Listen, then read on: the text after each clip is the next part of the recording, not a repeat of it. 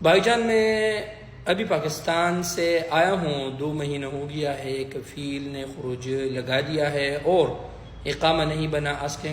Okay, دیکھیے عدنان بھائی، یہ بات آپ یاد رکھیے کہ یہ جو فترہ تجربیہ ہوتا ہے، یہ ٹریننگ کا جو ٹائم 3 مہینے ہوتا ہے۔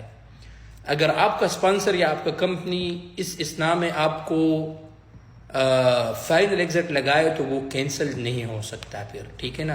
اس بات کا آپ خیال رکھیے۔ لہٰذا مقررہ مدت کے اندر آپ نکل جائے اور کسی اچھے دوسرے ویزے پہ آ جائے تو آپ کے لیے بہتر ہوگا، بجائے اس کے کہ پھر آپ کا یہ خروج نہائی کینسل ہوگا۔